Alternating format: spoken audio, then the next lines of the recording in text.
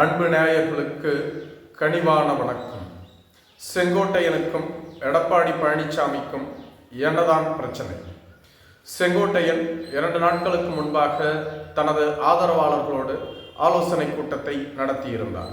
இந்த ஆலோசனை கூட்டத்தின் பொழுது தான் செப்டம்பர் மாதம் 5ஆம் தேதி அதிமுகவில் தொடர்வதா இல்லையா என்ற முடிவை அறிவிப்பதாக கூறியிருந்தார். இந்த ஆலோசனை கூட்டத்தின் பொழுது அந்த அறையில் மாட்டியிருந்த படங்களில் பெரியார் படமும் இடம்பெற்றிருந்தது.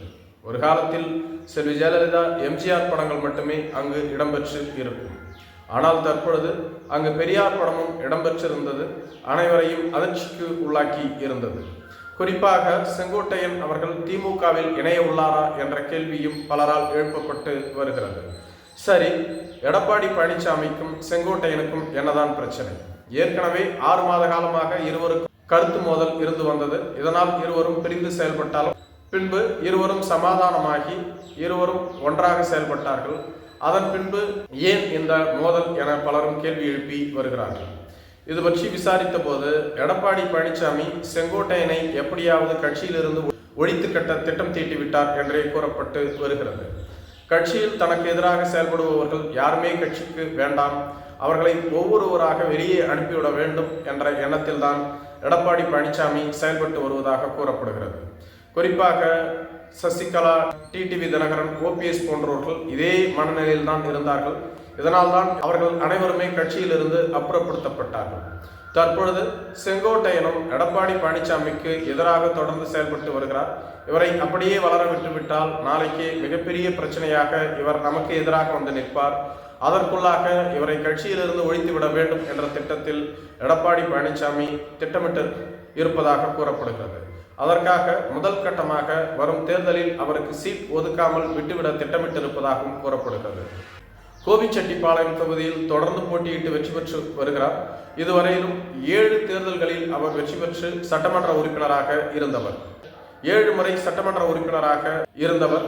இவர் துரைமுருகனுக்கு நிகராக அனுபவம் கொண்டவர். அப்படிப்பட்டவர் முதலமைச்சர் பதவி வந்தபோது அவரால் அதை பெற முடியவில்லை என்ற போதுதான் செங்கோட்டையனுக்கு, எடப்பாடி பழனிசாமிக்கு அந்த வாய்ப்பு கிடைத்தது. அந்த விரக்தியும் அவருக்கு இருப்பதாக கூறப்படுகிறது. தற்பொழுது வரும் தேர்தலில் கோபிச்செட்டிப்பாளையம் தொகுதியில் செங்கோட்டையனை நிறுத்தாமல் அதற்கு பதிலாக அந்த தொகுதியை பாஜகவிற்கு, அதாவது கூட்டணி கட்சிக்கு ஒதுக்கிவிடலாம் என்ற திட்டத்தில் எடப்பாடி பழனிசாமி இருந்து வருவதாக கூறப்படுகிறது.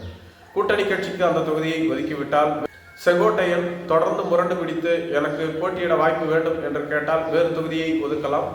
பரிட்சயம் இல்லாத தொகுதியில் அவரை நிறுத்தி தோல்வியடைய வைக்க வேண்டும். அப்படி இல்லை என்றால் அவருக்கு எதிராக ஓபிஎஸ்க்கு எப்படி 18வது மக்களவை தேர்தலில் 5 ஆட்களை கொண்டு வந்து நிறுத்தி அவருக்கு எதிராக அவரது வெற்றியை குலைத்தார்களோ அதே போன்று செங்கோட்டையனுக்கு எதிராகவும் பல்வேறு ஆட்களை நிறுத்தி அவரது வெற்றியையும் குலைத்துவிட எடப்பாடி பழனிசாமி திட்டமிட்டு இருப்பதாக கூறப்படுகிறது.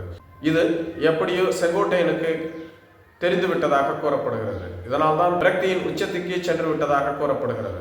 நான் ஒருங்கிணைந்த அதிமுகவை கேட்டேன், அவரால் முடியாது என்று கூறிவிட்டார். எப்பாடாவது பட்டுக்கொள்ளட்டும், நமக்கு என்ன என்று. தற்பொழுது ஒருங்கிணைந்த அதிமுக இல்லை என்றாலும் அவர் சொல்லுகிறபடி அதிமுகவில் செயல்பட்டு வருகிறேன். பின்பு எதற்காக என்னை கட்சியிலிருந்து ஒழித்துவிட திட்டமிட்டு வருகிறார்? ஒருவேளை எனக்கு சீட் வழங்கவில்லை என்றாலும் சுயேட்சையாக கூட போட்டியிட்டு என்னால் வெற்றி பெற முடியும். அதே சமயத்தில் கட்சியில் எனக்கான அங்கீகாரம் இல்லை என்றால் எப்படி என்னை மதிப்பார்கள்? நான் ஒரு மாவட்ட செயலாளர், ஏற்கனவே அமைச்சராக இருந்தவர்.